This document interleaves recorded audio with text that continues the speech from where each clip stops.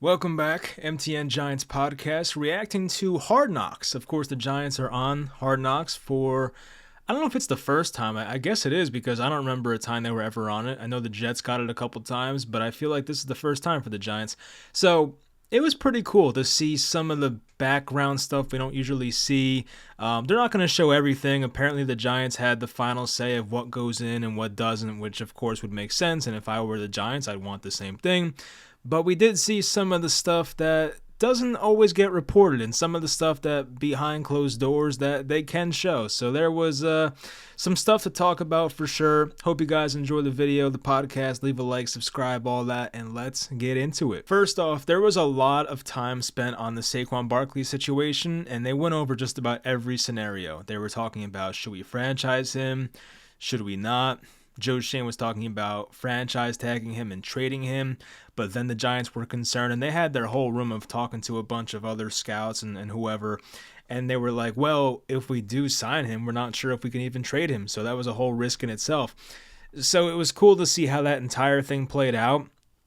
And I'm sure a lot of us thought, like, hey, why didn't the Giants just franchise tag him? But, like, they were having the conversation, and it's like, yeah, wait, who is going to trade for him? Like, what if you don't get a fourth or a fifth round pick back for Saquon? So it was cool to see how that played out. And they kind of left it as a cliffhanger in a way, because I know in the trailer, and I think at the end of this episode, there was a phone call that they just showed Joe Schoen, and he's apparently talking to Saquon Barkley, maybe his agent, on the phone, and talking about, like, hey, we're going to let you test the market, and when you get an offer, come back to us and tell us what they're offering, and we'll see if we can match it. And I think in the trailer, I could be wrong now, but I think in the trailer, there was a clip of Joe Schoen saying, like, oh, you're not going to let us match or something. So, like, maybe Saquon didn't come back to the Giants and let them try to match the Eagles offer, or the eventual Eagles offer, I should say. So we'll see how that plays out, and I think the next episode, hopefully. But it was cool to see how they were going over, like, the free agents. They were going over, like, they were showing I think it's the pro scouting director. I forget his name now, of course. But and even Kevin Abrams made an appearance. They were talking about, why is Josh Jacobs worth more money on the market than Saquon Barkley? And then Kevin Abrams in his deep voice shows up, and he's like, well, he's Josh Jacobs a year and a half younger, da da da. And it's like, I was like, oh, I forgot Kevin Abrams is still with the Giants. You don't hear about him much anymore. And speaking of Kevin Abrams, because I know he was supposed to be the GM apparently if stuff didn't hit the fan with Joe Judge in that final year. But watching this Hard Knocks, and I never miss this guy ever. I try not to think about him, but Dave Gettleman would have been perfect for Hard Knocks. Like, this would have been right up his alley, just to see how things work with him, and watching film on the Nintendo Wii and some of the just funny stuff he says. Like, I kind of miss Dave Gettleman for this, because, Joe Schoen in a way is, I don't want to say boring, but, like, Joe Schoen's pretty cut and dry. You know what you're getting. So anyway, there was the funny part about how Joe Schoen was talking about how he only eats, or he was only eating peanut butter and jelly sandwiches for like a bunch of years when he was a scout and whatnot. So anyway, so what I was getting to, they were talking about the free agent running backs, and they brought up some names, which was pretty cool. They brought up Zach Moss, of course, a former Buffalo Bill, played with the Colts this past year and was very good in the times that Jonathan Taylor was either holding out or injured. And I remember when I was trying to predict the Giants offseason, I had them signing Zach Moss. And apparently, there was a chance it could have happened, but it didn't. And they brought up Devin Singletary, who of course eventually signed with the Giants, and they brought up DeAndre Swift, who they were concerned about if he would leave the Eagles. Of course he did. I think Swift was like the first guy to sign in free agency. He went to Chicago with the Bears. But there was a cool clip, and this was I think it was at the Senior Bowl or the Shrine Bowl, one of those, and Joe Schoen ran into Frank Gore. And I forgot that Frank Gore played for the Buffalo Bills. I guess it was like 2019 maybe, or I think it was. I'm pretty sure Gore ended with the Jets, so I'm pretty sure it was like 2018, 2019. So those two kind of overlapped. And Joe Schoen knew Frank Gore, went up to him and said, hey, what's up, how you doing? And they were talking about some running backs. And I think Joe Schoen said that Frank Gore spoke highly of Devin Singletary. And Shane had some type of quote that's like, hey, when a guy like Frank Gore talks about the running back position, you definitely want to listen to that. And I'm like, I wonder if Frank Gore had anything to do with the Giants signing Devin Singletary. Like, maybe they were on the fence about Zach Moss versus Devin Singletary. And then Joe Schoen was like, well, Frank Gore did say this about Devin Singletary, and they signed him. Like, I don't know if that's exactly how it played out, but it really made me think, like, I wonder if Frank Gore kind of influenced the Giants to sign Devin Singletary. It's, it's possible. I've heard crazier things. What else happened? So I talked about Kevin Abrams making that appearance. There was the Joe Schoen quote. Joe Schoen had a couple quotes that pissed me off in this. So one of them was, and I know they're probably just saying this, it's because it's on TV now. Like, they don't want to trash guys, of course, that are still on the roster. But Joe Schoen had a quote saying, "I'm not giving up on him," and that was about Daniel Jones. And it felt like there were a lot of excuses for Daniel Jones. And yeah, you can make the excuses. They were talking about how the offensive line that they thought they were going to have coming into the year barely played together. They had 3 practice squad guys playing versus the Miami Dolphins and then the Buffalo Bills on that Monday night game. And, like, the thing that bothered me, and of course Joe Schoen made that quote saying how even Patrick Mahomes would not even do too well with the Giants. I mean, I could be wrong, but I thought Tyrod Taylor made the offense look pretty competent last year. It wasn't like Tyrod was great, but a backup quarterback in Tyrod came in and made the offense at least look watchable, and they were passing the ball downfield, and Slayton was getting involved downfield, and Jalen Hyatt. Like, it was a pretty fun offense. Not fun, but much better offense to watch. And Tyrod's deep ball numbers were great. And this is Tyrod Taylor, a guy who's maybe the 35th best quarterback in football. So for Joe Schoen to sit there and be like, well, even Patrick Mahomes couldn't get it done here, it's like, I mean, come on. Like, I just hate when people say that. I don't know. I feel like Mahomes could have done something here. Not saying they would have won the Super Bowl, but, like, could the Giants have won 8 or 9 games with Mahomes? I mean, they won 6 last year, right? You couldn't, I don't know. So I don't want to get worked up about that quote. It could just be for show and all that. But anyway, so don't want to give up on Daniel Jones. They actually did not mention Drew Lock. I'm sure they will at some point during this series. Maybe we haven't got there yet because I think Lock was signed in, like, when the hell's free agency? Like March, I think. So yeah, probably in March. So I think the furthest they got up to was like, they were a little past the Super Bowl, probably like mid-February, so we're not there yet in this whole timeline in the offseason. They went over some free agent defensive linemen. They talked about Chris Jones and how that would have been like a lethal duo with Dexter Lawrence and Chris Jones because they would have had to double one of those guys, and the other, probably Dexter Lawrence, would be stuck in a one-on-one, and Dexter Lawrence would definitely, dominate in those matchups. So they discussed it, but they also said there's just no way they really could have done it financially to pry Chris Jones away from the Chiefs. Did he go somewhere? I forget. I think he stuck with the Chiefs, but I know there was the talk about him going to the Lions. I should know this now. I think he went back to KC. Yes, KC. I don't know why I thought he went to the Lions. Maybe it was a rumor, but anyway. They mentioned him. They actually were going to talk about Leonard Williams, then they kind of cut it off. Like, it was kind of weird how, like, right when they started talking about Leonard Williams, they were like, oh, Leo, we're familiar with him. And then, like, the audio kind of started to cut out, so that was annoying. I kind of wanted to see what they said about Leo. Not that it was ever, like, going to happen that he was going to come back, Leo, but would have been interesting to see what they said. So they brought up Chris Jones, and they brought up Christian Wilkins, who played in college at Clemson with Dexter Lawrence, and those two are still very close, apparently. They said they're best friends on the show, and I'm trying to think who went earlier in their draft. I think Wilkins went a little bit earlier.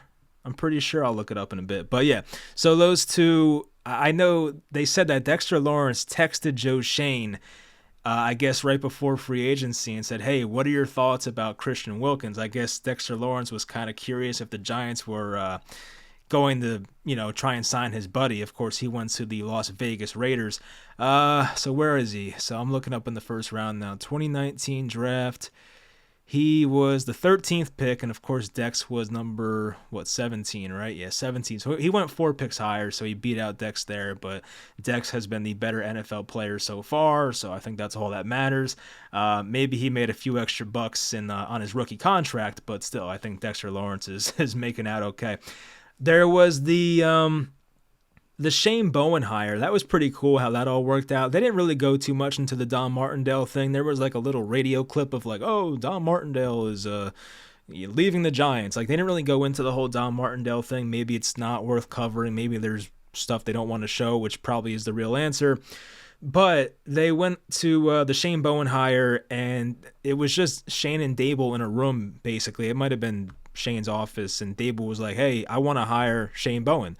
And it was funny because it was almost like Dable was a guy in like a debate, like kind of like when you debate your friend about sports and you read off stats on your phone. That's kind of what Brian Dable looked like. He was reading off stats, Dable, on his phone about the Tennessee Titans defense when Shane Bowen was there. He's like, oh, look, they're sixth against the run. Oh, they're third in sack rate. Like, these are not obviously real numbers, but like he was just going through these numbers on his phone.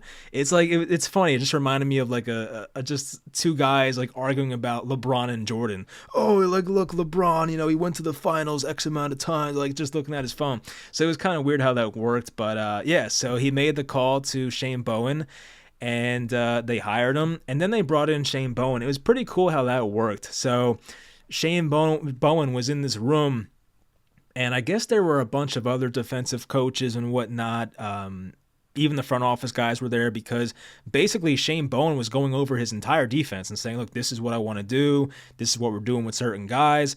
And I guess Joe Shane in the front office were there because, hey, you want to get a taste of like what this guy's looking for. You want to sign players that he can use for his defense. Like you want to make sure you're putting the round pegs into the round holes and not the square holes, as Joe Judge once said. I brought him up twice in this podcast. Yikes. Anyway, that was cool to see. And they actually talked about Isaiah Simmons. I think it was Dable or maybe somebody else said, hey, how do you plan on using Isaiah Simmons, who they did have to re-sign this offseason, and they did. And let me see. There was a quote. He said that Isaiah Simmons is going to be a nickel for first and second downs. So that's interesting. A nickel corner. So, hey, I mean, Isaiah Simmons is a freaky athlete and could probably make it work, but they also drafted that nickel corner in the third round. I forget his name now. Andrew Phillips. I had to look that up. Sorry. So, yeah, I forgot his name. I thought it was our Darius Washington, but I think that was a guy who went to the Ravens. Anyway, so he was saying how he's going to be a nickel corner on first and second downs, then a money backer on third down. So I know money backer was kind of like a term that got brought up around like the late 2010s. It was actually Deion Buchanan, the former Giant. We kind of signed him towards the tail end of his career, but I think he was like the money backer for the Cardinals. And it's just a guy who can like really play the run and play the pass at a high level, and they just give him like this fancy name. I don't know if they do different things. Like, I don't know like exactly what goes on with a money backer per se, but like it's just a guy, as far as I know, it's just a guy at linebacker who can, play the pass and play the run at a high level. Like, that's pretty much it. So they want to make him a money backer on third down. I wrote Shane said this. That was Bowen. I wrote Shane Bowen, but I spelt it like Joe Shane. So yeah, that was my bad. Anyway, Shane Bowen said our two smartest positions have to be inside linebacker and safety. And it's interesting because, they do have a really good linebacker in the middle right now, but they did let their best safety walk. So, you have Bobby Okereke, that's great, but you also let Xavier McKinney walk. And right now for the Giants, do they have a safety on the roster that they can really trust? Like, you signed all these dudes, I'm trying to see who it is. Like, you have Jason Pinnock, you have Tyler Nubin, who probably will be that guy because he's known as an experienced player who's smart and instinctive and a team leader. So maybe Tyler Nubin is that guy who like fits that mold of smart player at safety. So could be him, but you have Jalen Mills and some other veterans possibly, but nobody that great, but you're hoping that Tyler Nubin, the early second round pick, can step up for this team. Any other interesting quotes? There was the John Mera. John Mera was in Joe Shane's office, which scared the hell out of me. I'm like, get out of his office. Let the man do his thing. And you can tell based on the quotes that John Mera did not like the idea of Saquon Barkley leaving the Giants. And Joe Shane kind of had to talk to him. Like, it was kind of like a Twitter debate when you have like the pro running back people versus the anti running back people. And Joe Shane was like the anti running back guy. And then John Mara was like the Giants fan who just, loved the Saquon pick. And it's like, Joe Shane's sitting there being like, oh, he's going to take up this amount of cap space. There's other guys on the market we can sign. There's 6 other guys. The Bengals might release Joe Mixon. Like, he was saying all this stuff, and it made sense. I mean, I don't blame Joe Shane for what he did. I was as happy as anybody when Saquon left. But, so, like, it was funny to see John Mara in his office kind of just awkwardly standing there. And you know he didn't want to let Saquon go, but John Mara, at least to his credit, did let Joe Shane do what he wanted to do. But if John Mara was really overruling, I think Saquon Barkley would probably still be a Giant. But thank God he let that one go. And I think Joe Shane, to his credit, once again, he kind of talked Mara off the ledge and like really broke it down. And you know, any fair person, if you're Mara, would have been like, okay, I see where you're coming from. It sucks to move on from Barkley, but we can do it. So that's pretty much how it went. And Joe Shane had another interesting quote saying, this is about Daniel Jones and about how, you know, he was taking up a lot of salary cap space and they didn't really want to sign a running back for $12 million. And $12 million is like a hypothetical number, but that's what Joe Shane said. He said, you're paying the guy, and the guy being Daniel Jones, you're paying the guy $40 million. It's not to hand the ball off to a $12 million running back. We have to invest in the offensive line. So you can tell that his focus, Joe Shane, was way more on the offensive line than actually filling out the running back position, which I love. I do love that. Like, yes, I'm not a complete moron. I do know that Saquon Barkley's better than Devin Singletary, but I'd rather have Singletary and a great offensive line, which we don't have a great offensive line, but it could be decent. They brought in some names. But I'd rather have a decent running back and a great offensive line than a great running back and a bad offensive line. Like, I guess it works here and there, but I've seen too many examples now of like great running backs behind bad lines that just make them look terrible. And like we saw that with Saquon. Like, yeah, Saquon wasn't terrible, but Saquon would have games where it was like he'd have that one big run for 60 yards and the rest of it was like, you know, like his final stats might have been like 18 carries for 90 yards, but then there was 17 carries for 20 yards in there. So it's like, you know, how effective was he really? Like, yeah, he was great for that 1 or 2 runs, but the rest of it was not that great, not too consistent. I like backs like a Derrick Henry, who, yes, is a freak of nature, but guys that can just get you at least 3 yards a carry, 4, 5, and just, you know, slowly move you down the field.